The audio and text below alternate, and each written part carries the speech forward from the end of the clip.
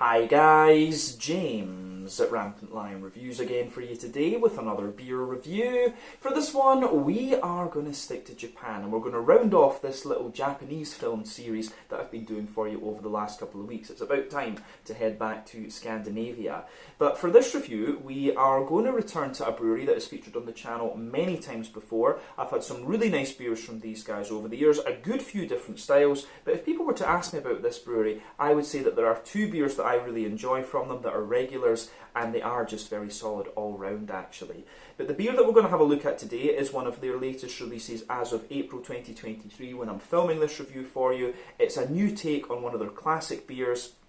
It's also got a little bit of a different twist to it this time as well, I guess we could say, and I'm very curious to see how that turns out because the base beer in this one is really pretty damn solid actually. So needless to say, I'm very curious to see what this beer is going to have in store for us. Hopefully it's another good one, hopefully it makes for an interesting review, and as always I hope that you guys watching enjoy my take on this one as well. So yeah, for this review then, we are going to stick to my kind of Japanese hometown, if we can call it that, of Osaka, and we're going to go to the northern part of the city, to Minoh, and that means that we're going to have a look at another beer from the wonderful Minoh Beer, who also go by the name AGI Beer Incorporated. I think that's the parent company, if you like. Minoh Beer is the brand.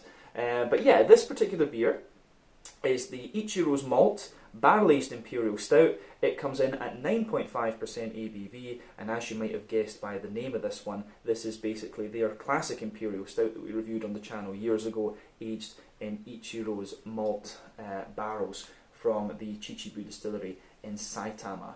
So yeah, this should be very, very nice. This is quite a highly rated beer according to Untappd as well, but I picked this one up at the Minoh Beer warehouse when I went up there to do some Japanese group work with one of my classmates. It was really good fun to go up there. But yeah, definitely cool to find a new version of the Imperial Stout. I've never tried the Imperial Stout on tap, unfortunately. Whenever I've been up to Minoh Beer warehouse, they just never have it. So yeah, a little bit unlucky there, but nice to find this one in the bottle. And this will make a really nice way to kind of round off this series of Japanese reviews. So yeah, let's crack on with this one then and see how we get on. So, as always with my reviews, I'll tell you a little bit about the brewery before we taste the beer. If you want to get straight to the tasting though, just fast forward. All the usual links can be found in the video description below. That's the brewery website, the link to my other reviews that I've done from Minoh Beer before, and we will no doubt add more to that list at some point in the near future. But there's all the usual social media down there. If you want to see more reviews, do please consider subscribing to the channel. The support that you give is massively appreciated, and remember you can go into the channel homepage and search for beer using the geography tagging system. Just go into the homepage, use the search bar, put your hometown, state, county, province, whatever you like in there. If I've reviewed beers from the area that you search for, they will pop up. Failing that though, you can check out the playlist of beers from different countries. You'll find this one in the Japanese playlist along with many other things, and you can look at the playlist from other countries as well.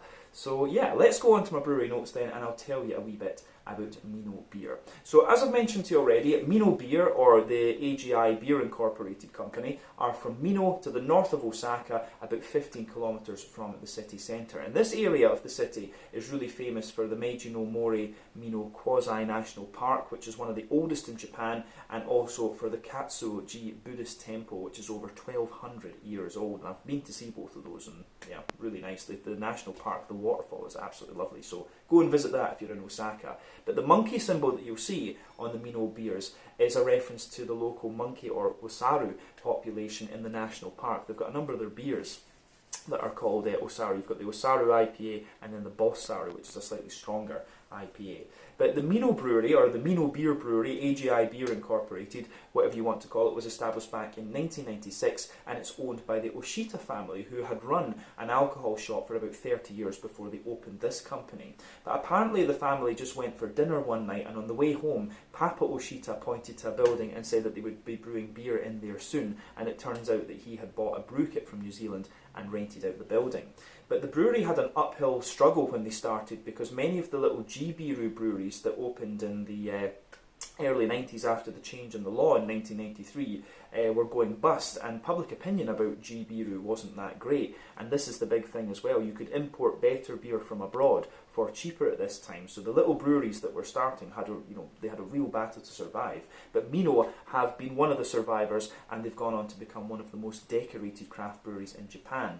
In 2012, though, Masaji Papa Oshita unfortunately passed away, and the brewery is now run by the family's 3 daughters. So Kaori, the eldest daughter, had been appointed by her father to be the brewer. She trained initially at a brewery in Kobe before going to the National Research Institute of Brewing in East Hiroshima. And Kaori says that she actually learned a lot on the job and is constantly tweaking her recipes, and she credits Nakanishi of Isakadoya as a great mentor to her. But in 2000, the second sister, the middle sister, Mayuko, joined the company, and she had been studying in Australia at the time, but she was helping her sister with the brewing, bottling and labelling, because at this time much of it was still done manually. But the third sister and youngest, Nozomi, joined the company in 2010, and she manages the business side of things from what I understand.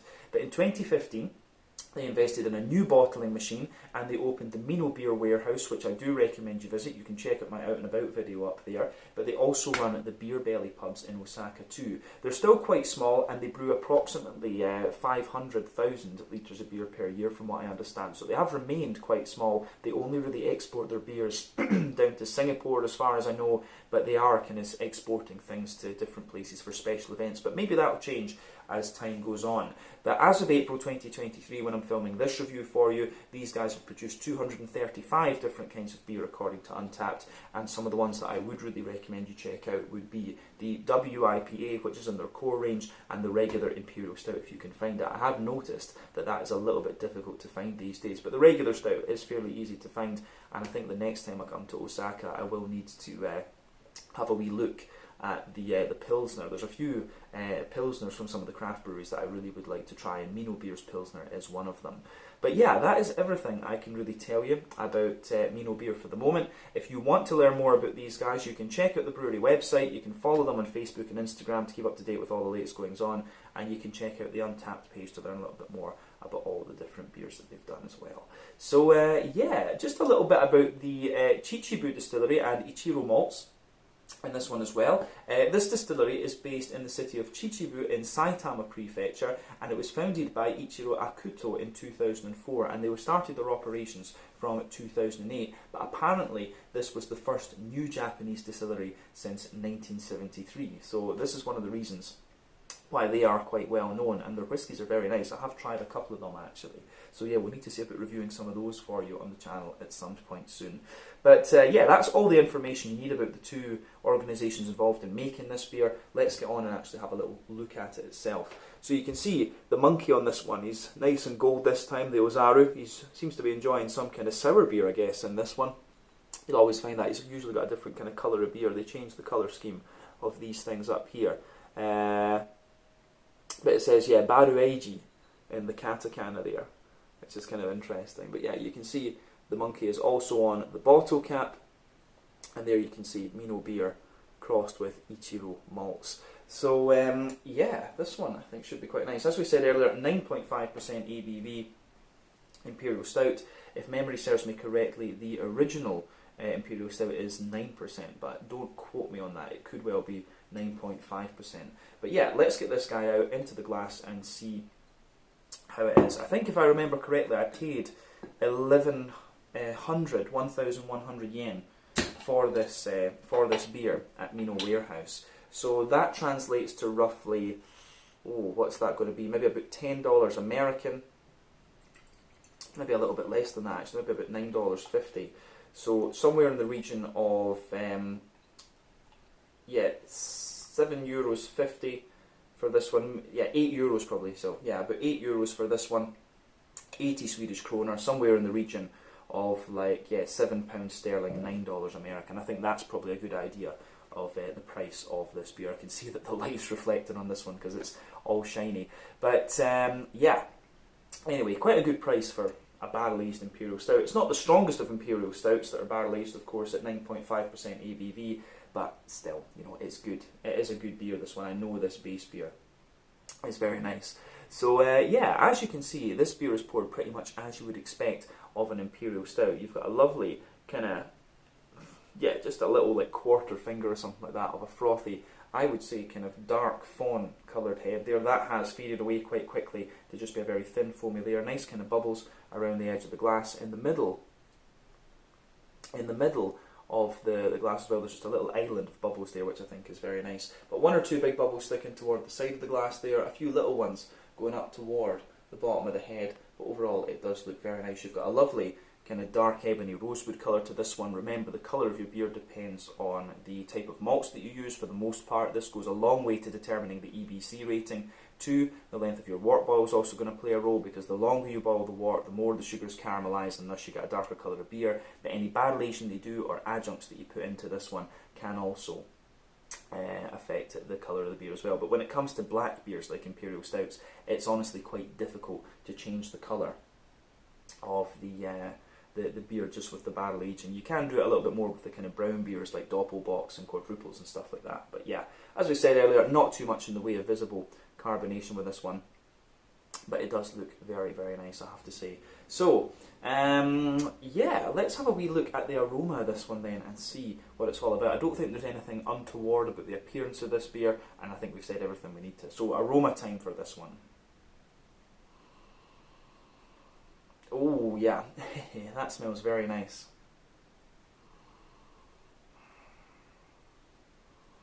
Yeah, absolutely lovely. I mean, what can you say?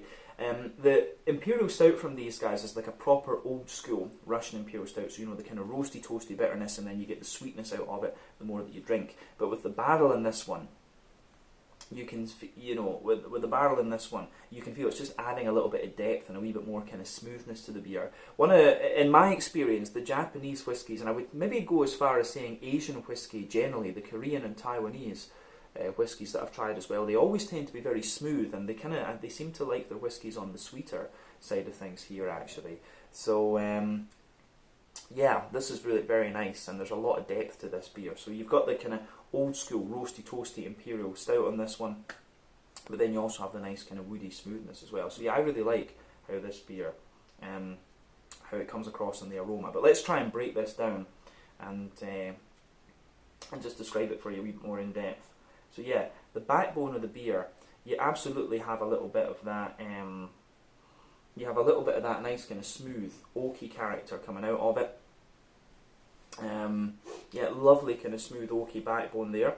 It comes across a little bit like American oak, this one, I have to say. It's got a lovely kind of just the smooth character to this one. I've always found that European oak is a little bit drier than American oak, and you can just smell that. I think in this one, yes, it's American oak that's in this beer. Lovely little bit of a kind of vanilla quality in there as well, and you can smell a little bit of the spirit. And like I say, Japanese whiskies tend to be a little bit sweeter and a little bit smoother than their Scottish counterparts. So yeah, the way that this beer goes about its business, I think, is pretty damn nice. Yeah, so above that, you do have a little bit of a kind of roasty toasty, well fired bread crust coming out of this one, and that kind of lingers there as well. But yeah, the roasty toasty, well fired bread crust in this one, it isn't too harsh, to be honest with you, and you can smell it kind of mixes in a little bit with the sweetness of the spirit in the beer. But yeah, roasty toasty, well fired bread crust, a little bit of a kind of rye bready character in there as well actually. Yeah, a little bit of rye bread, a little bit of wholemeal brown bread as well, but then you start to get more of the kind of chocolatey elements coming out of this beer too. So for me, the chocolatey side of this beer, it has a little bit of that kind of cocoa nibby sort of dryness to it, but it also has, at the back of the nose, you're getting more of a kind of dark, 80-90% cocoa chocolate to this one, but further forward on the nose, you're getting a wee bit more of a kind of milk chocolatey character. Oh, it's raining quite heavily outside. I don't know if you guys can hear that. I just heard the little patter of water. But yeah, there's a lovely little bit of just kind of sweeter, more milky chocolate in there as well. And on top of that, you've got the brown sugary characters. So for me,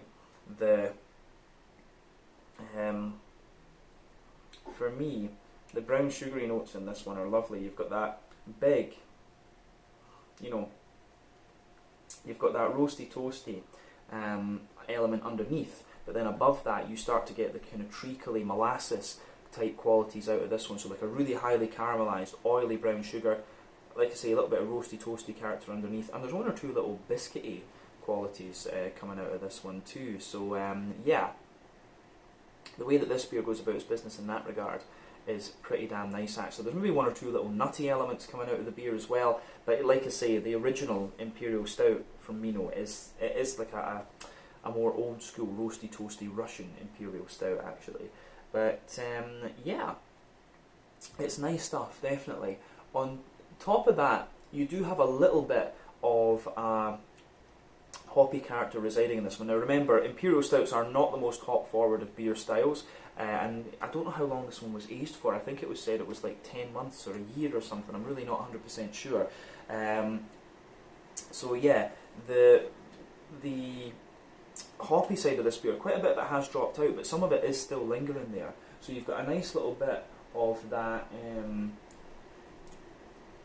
I would say, you've got a nice little bit of kind of earthy character there as well. A little bit of herbal note too, but for me there's a wee bit of grassiness and floral character there, but the hoppy side of the beer really takes a back seat to everything else that's going on. I think that's definitely fair to say.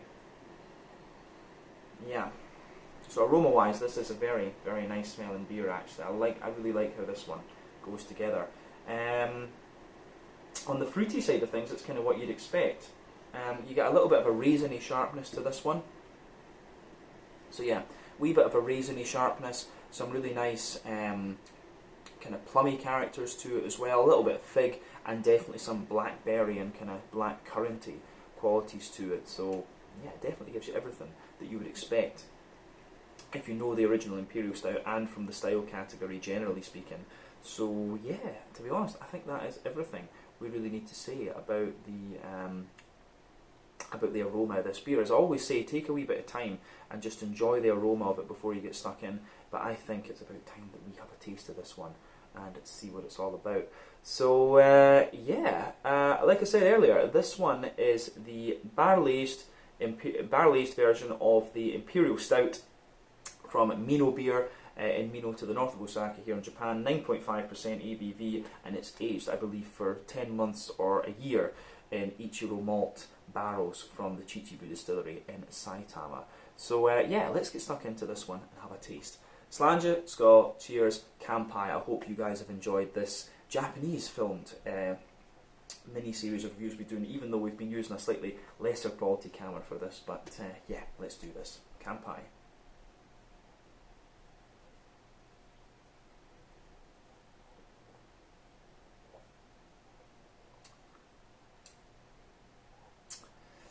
Oh yeah, that is nice. Yeah, for me, the barrel aging in this one is really quite subtle actually. It takes a wee bit of time to show its head basically. So for me, this one, it really is showing you that old school Russian Imperial Stout quality that I came to know and love with the original Imperial Stout, but the barrel aging just takes a wee bit of time to come out. You get more of that the further into the aftertaste that you go, but definitely a very, very nice beer, and quite an interesting one for sure. I would love to see them age this in like cognac barrels or something like that. That'd be really interesting. The one thing as well is I don't know if Minoh Beer have done like a barley wine or anything like that. I don't remember ever seeing one, to be honest with you. But yeah, this one, you know, with all the pastry stouts and things like that are out these days, to try something again that's a bit more of an old school RIS, I think is quite nice. So yeah, big thumbs up to Minoh Beer once again. And I think the Ichiro malt barrels just add that wee bit more depth to it. So yeah.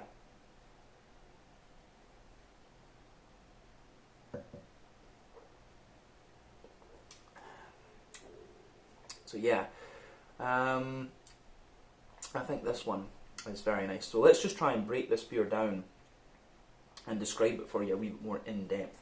We'll start with the middle third of your palate then. So the backbone of the beer, as we said, it's that lovely kind of smooth oaky character in there.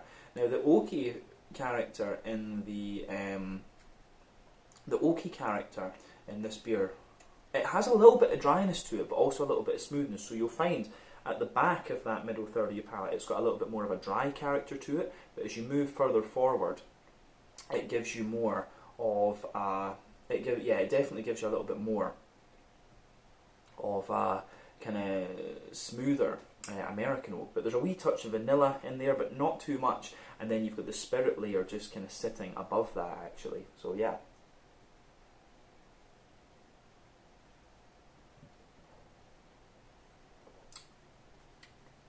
So the spirit layer, like I said, it does take a wee bit of time to kind of rear its head, if you like, but you can feel that it's just got a lovely kind of oily smoothness to it, actually. So I do like how that goes together in this one, and again that gets a big thumbs up from me. But above that, you do start to get the more roasty, toasty, bitter Russian Imperial Stout qualities out of this. And like I say, the barrel is more of a subtlety in this one. It's not kind of taking over the beer in that sense. But yeah, above the kind of spirit layer, you've got that roasty, toasty, well-fired bread crust there. And then above that, you start to get like an almost kind of rye bready type character. And then there's a slightly lighter and sweeter wholemeal brown bread above that. So yeah.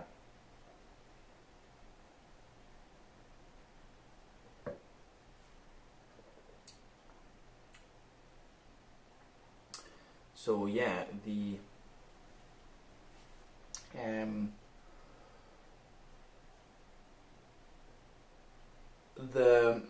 bready character in this one, I think, actually gives you a little bit more sweetness the further into the aftertaste you go. Like, I can feel the rye bread and the brown bread just almost sweetening up a little bit. So yeah, the way that goes together, I think, is very, very nice. But yeah, on top of that, you have some nice, you can feel the kind of chocolatey side of the beer coming out. So on the back of that middle third of your palate,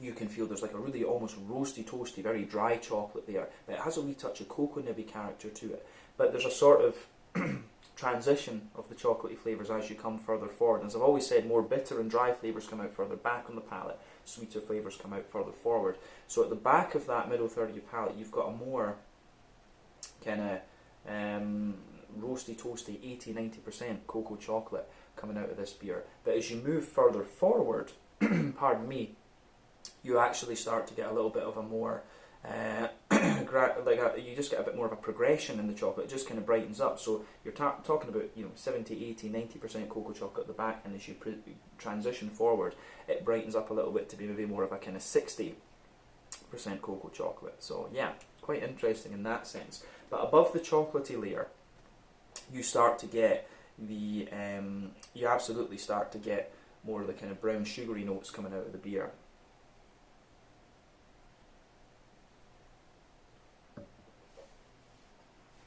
So the brown sugary side of things for me, it's got a little bit of a kind of leathery quality to it. So yeah, when you have these kind of leathery notes in a beer, it usually indicates a slightly longer wort boil. I can't remember how leathery the original beer was, but for me, yeah, there's quite a little bit of that leathery brown sugar, which usually indicates the longer wort boil. But above that, you get more of a kind of oily treacle molasses type thing. So in the dead centre of your palate, you've got that big oily treacle molasses type note. And then you have, as you move further out from that, you can feel above the kind of leathery layer, there's like a layer of more roasty, toasty chocolate. Then the treacle molassesy note kind of sits on top of that, and there's a wee bit of a biscuity type thing in there as well. So yeah, the way that goes together, I think, is very, very nice.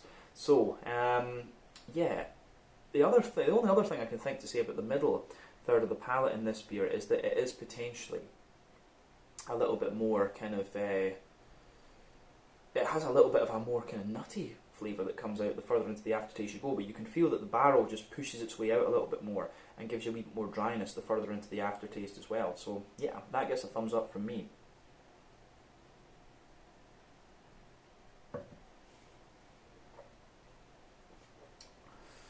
yeah. So, I think the way that this goes together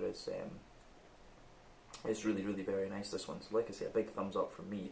In terms of the, in terms of the middle third of the palate, I think that's everything we need to say. Let's go on to the back third of the palate then. So the border region between middle and back third of your palate, you can feel there's a little bit of a kind of bready build-up in this one.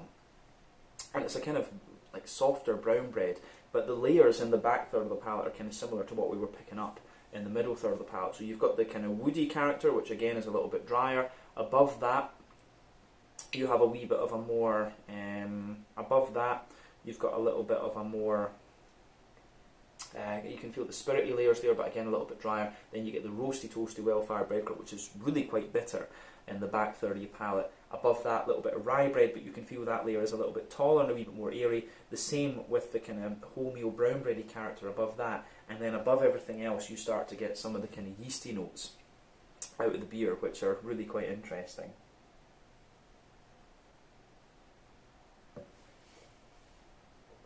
So yeah, for me, the kind of yeasty notes that you get out of this one, it's like a more airy, farmhousey type bread. There's a little bit of honeycomb. I often get honeycomb in the yeasty side of these beers. So yeah, nice little honeycomb yeasty sort of thing out of this one. And then you also have a little bit of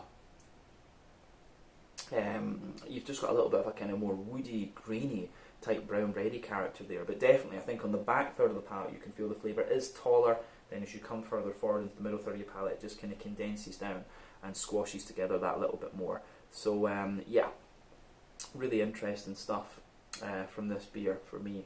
So on the, I think that's everything we need to say about the malty and yeasty side of the beer. Let's look at the hoppy side of things. So back corners of the palate, you've got a little bit of earthiness in there, and as you move further forward, I would say there's a little bit of herbal character. As you push toward the kind of front corners of the palate, there's a wee bit more kind of floral aromaticity, but and grassiness around the front curve of the tongue. But I would point out those floral and grassy characters are very, very smooth in this, and they don't really they don't really kind of take over the beer, if you like. But as we say, this is a barrel aged beer. Most of the hoppy character will have dropped out of this as it's been aged in the barrels. So yeah, hoppy character, the green component of this one is kind of taking a back seat to other things. But yeah, let's look at the front third of the palate then and see what that's all about. So the border region between front third and middle third of your palate, you can feel there is a little bit of a bready build up in there, and it's a kind of more grainy, brown bready type character that you're getting out of the beer. Probably a little bit of rye bread, but the base of the front third of the palate, as we say, lovely little bit of smooth, kind of woody character. Above that, you have some, above that, you've got a little bit of a more, how would you say, sweet. You've got a little bit of the sweeter rye bread there, but then you get that nice oily bubble where the juicy fruity esters just roll their way out of the beer. So let's have a wee look at that and see what it's all about.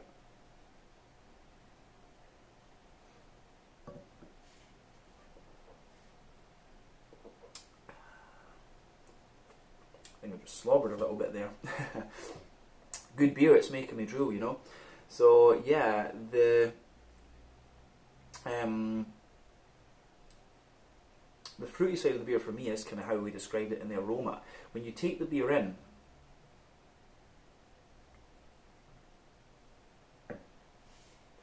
you do get a little tiny touch of raisiny sharpness, but for me actually, it's got a lot more of a kind of, if we go to the back half of that front third of your palate, there is a more, you've got that sharper kind of raisiny note there, but then you start to get a more oily plum and a drier, you've got a more oily plum and just a little bit of a kind of pruny character underneath. But then as you move further forward, as you reach the middle of that, front third of your palate, there's a wee bit of a more kind of oily, figgy character to this one. And then as you push into the front half of the front third of your palate, there's a wee bit of a more kind of blackcurranty, blackberry type note coming out of the beer.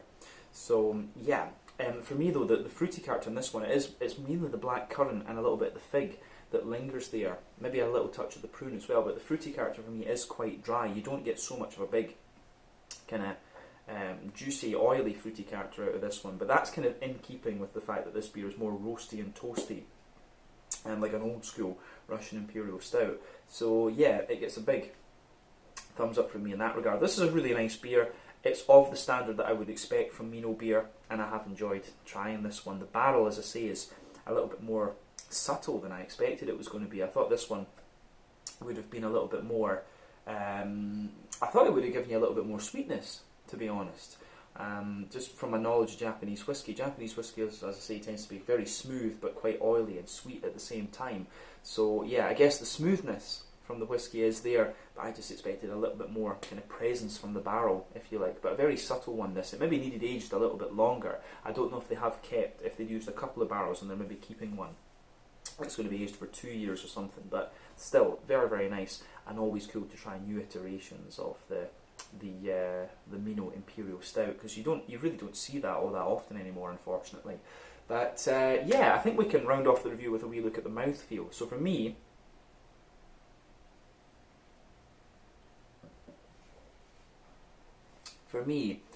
mouthfeel wise, this one is it's kind of top end of mid-bodied, bottom end of full-bodied. The carbonation is very smooth on this one. It does feel quite nice and clean. As I've always said to you, when it comes to Japanese beers, they always tend to be a bit lighter, because the view of beer in Japan is that it should be light and drinkable. Beer is often something that they view here as something to clear the throat before you have something a bit heavier. So yeah, you always get the element of Japanese drinkability. So you have that in this beer. Now for me, the IBU count on this beer, it must be around 80 plus with this, but always take my IBU counts with a bit of a pinch of salt, because that's my weakest point of beer reviewing. So yeah, lovely little bit of kind of drier character this one. You do get more and more dryness and smoothness out of this beer the further into the aftertaste you go. You have the roasty toasty bitterness as well, and then a mix of you have a mix of how would you say, again, the malt base gives you a little mix of roastiness, a bit of smoothness, and a wee touch of sweetness, but quite a dry sweetness, I would say. Then you've got that nice oily fruity character, but again, the fruity character is quite dry in this one. So I think it's overall fair to say that this is quite a dry and bitter Imperial Stout, but you get a wee bit of the barrel smoothness the further into the aftertaste you go. But yeah, a very interesting beer for me, and as I said, always cool to try new things from Minoh Beer, because I do like this brewery. So yeah, I think we can leave it at that for this one. This was the Minoh Beer Ichiro Malt Barrel Aged Imperial Stout, 9.5% ABV. Really nice kind of sipping beer, this one. Big roasty toasty old school Russian Imperial Stout with a little bit of Japanese whiskey barrel smoothness coming out in the aftertaste. Can't complain about that at all. But as I said, I think this is a very nice way to round off my time in Osaka here for the moment, so let's leave it at that. Once again, thank you for watching my beer reviews. Until the next time, please like, subscribe, share, all the usual YouTube stuff. Let me know your own thoughts on this beer in the comments section below. Let me know what your favourite beers are from Minoh Beer as well, and I do hope that we can do a review from Ichiro's Malt at some point in the fairly near future. But lovely beer, this one. I'm definitely going to keep this bottle, and yeah, I'll catch you guys back in Sweden. So Slange, Skål, cheers, Kampai, see you guys in the next review. Make sure you check out some of the Minoh beers if you get the chance. Check out my social media, check out theirs, and try some Japanese craft beer. Kampai.